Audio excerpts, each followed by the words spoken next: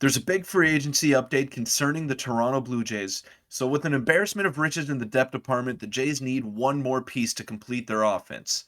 Ross Atkins also spoke about the Brandon Belt signing and what it could mean for the team in 2023. We'll have that and much more on this episode of Jays Digest.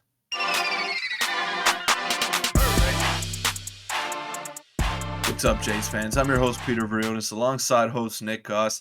We want to thank you all for the continued support into the new year. It's been unreal, and I just hope it can keep going, and it's just beyond any wildest imagination I ever had. Yeah, make sure to hit the subscribe button if you enjoy the daily content. Every single day we make content, so it means a lot. But let's get into the first topic, which is massive Blue Jays free agency update. Now, we spoke a bit about it on stream the other day, but there's a lot of stuff that went down. I have a lot of screenshots for you. I have a little clip of Shai Davidi of what he said on Tim and Friends, I believe. But let's get into the first screenshot. This was yesterday. It said from Jim Bowden. He went on an article or a podcast, sorry, and said, quote, yeah, I think maybe you bring in McCutchen, maybe Adam Duvall. I don't think they're done, which is really important to see because, obviously we need a fourth outfielder. Simple as that. And then Ben Turner mentioned that Shai Davidi mentioned on Drive Time that the Jays would like to add more back-end bullpen piece and probably a lefty mashing right-handed outfielder. Mentions Grossman might want more of a role, but Mancini might be a tremendous fit. Had some engagement with him earlier in the season. We haven't heard Mancini's name too much. What are your thoughts on the fact that, according to these people, reliable reporters, that we aren't done? And I think that makes a lot of sense. We can't be done yet. It's very well documented that the Blue Jays are super deep right now, and getting a guy like Andrew McCutchen or Adam Duvall, maybe they might not want to take on the role that the Jays are offering to them because that's a fourth outfield job right now that's available.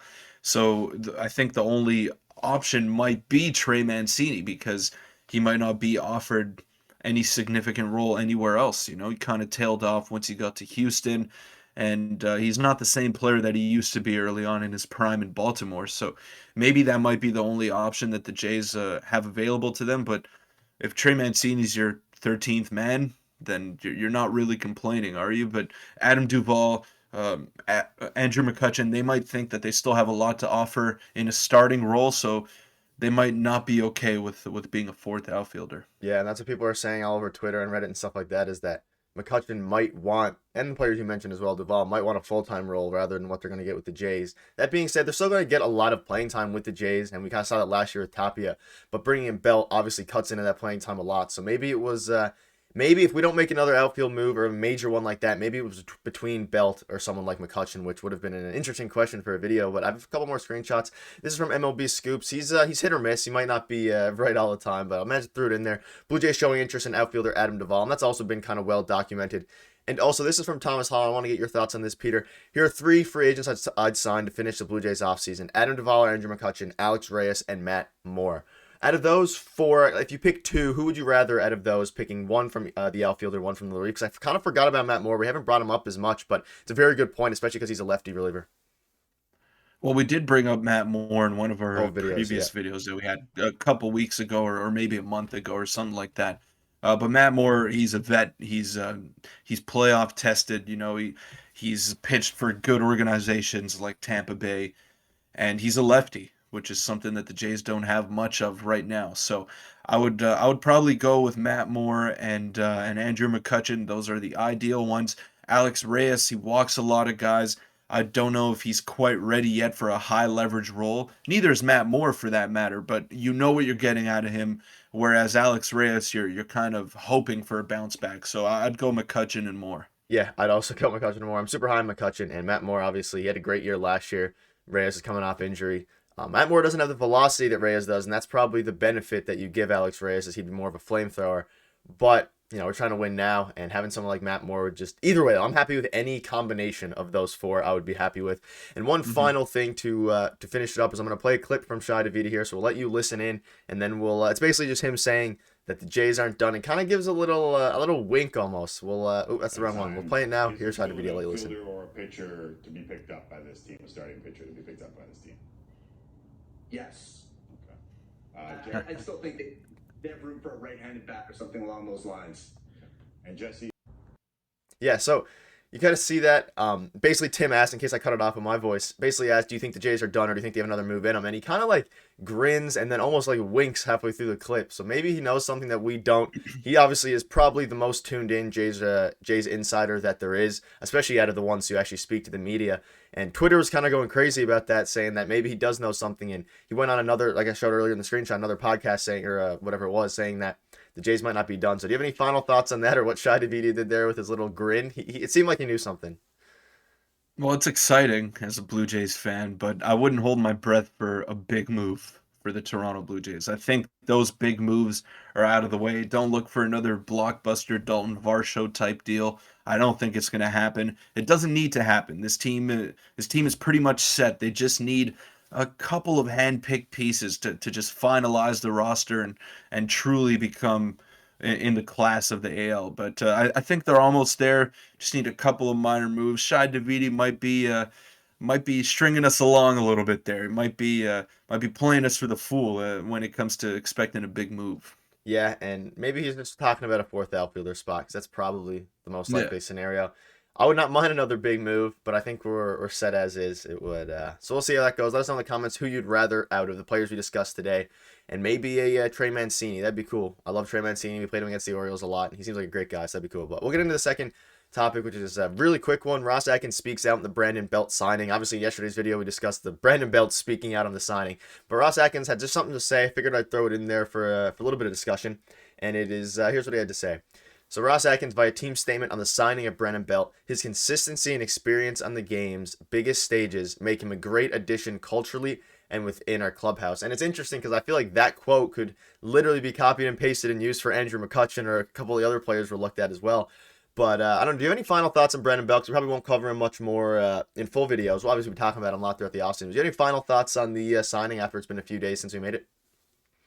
It's been a trend for the Toronto Blue Jays in past couple off seasons to bring in proven guys that are, winners, that are leaders in their clubhouses with their previous teams. So I'll start from the top. Hyunjin Ryu, guy comes from the Los Angeles Dodgers, a team that bleeds excellence, and he kind of shifted the culture for the Toronto Blue Jays. The year after, George Springer, World Series MVP, who at the time was one of the top 20 players in all of baseball, I'd say. He's still not far off. I'd still think he's in the top 30, top 35 MLB players as well. So you bring him in. You bring Kevin Gausman in, who's just found himself in San Francisco, an organization that also bleeds excellence, and then Brandon Belt from San Francisco as well. So there's a trend here that you're bringing in veteran guys that know the way of the business in the MLB, and they know how to win. So that could only help the young guys that you have on your roster, whether it be Bo Bichette, Vladimir Guerrero Jr., and Matt Chapman as well. He's a proven guy that's played in the playoffs quite a bit too with Oakland. So just good moves all around, and I love this trend of getting more experience while also not breaking up your core. Yeah, it's been great. They've done a great job, and experience is the big thing, because our core is still pretty young. I feel like they had more experience than I sometimes think now. They've been in the league for a few years, but it's also good to see these guys, coming to Toronto and excited to join the team. Gausman, all these big free agency signings, and maybe more. I know more will come over the next few years as well. But yeah, very interesting quote on Brandon Belt, and it's his leadership that probably swayed him in. And maybe if we don't make another move for McCutchen or Duvall, and that was the reason why, then I wouldn't be too mad anyways. I like Brandon Belt a lot. But hopefully we make one more move there. And just the final quick topic of the video, which we'll cover a little bit here now, is a trade update. A trade went down yesterday up here. I want to get your thoughts on this. It didn't really have much to do with the Blue Jays, a little bit though. It's the Marlins are on the verge of trading Miguel Rojas to the Dodgers per sources. Marlins will receive in return the infielder Jacob Amaya. Now this does relate to the Jays in the sense of the Marlins are clearly trading. They're not going for it. Pablo Lopez could be on the horizon. We might discuss that in a future video.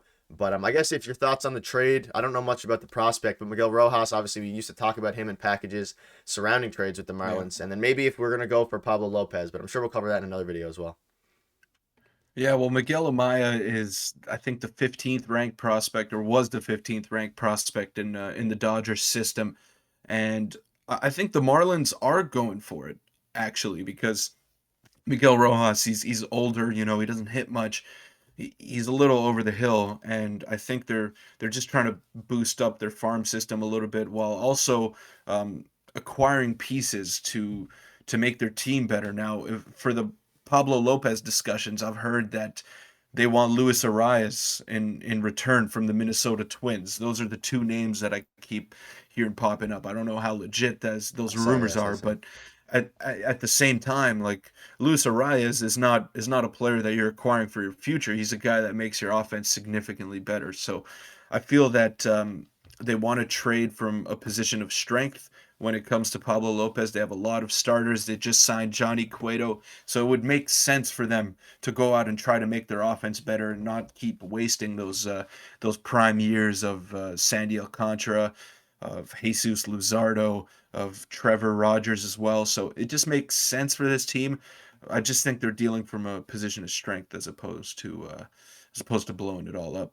Yeah, they're definitely not blowing up. I should have worded it better, but like not going to win it next year. Maybe not for the next couple years, but No, they're no, positioning no. themselves to compete in the near future while also getting rid of. Yeah, Miguel Rojas is aging, and they're not going to win over the next couple of years, and he still has some value now. Great defender and stuff like that. So I don't know. It was very interesting. So, but maybe they trade Pablo Lopez, and I don't know if the Jays. Hopefully the Jays are in on him, but we'll see. I heard the Yankees as well, and the Twins a lot recently has picked up steam, but we'll keep an eye on that. Let us know in the comments if you want to see Pablo Lopez. And we'll see you guys in tomorrow's video. Wrapping up now. Thank you guys so much for the support. It's been unbelievable. We're on the road to 6K subscribers, and we'll see you then. Thanks.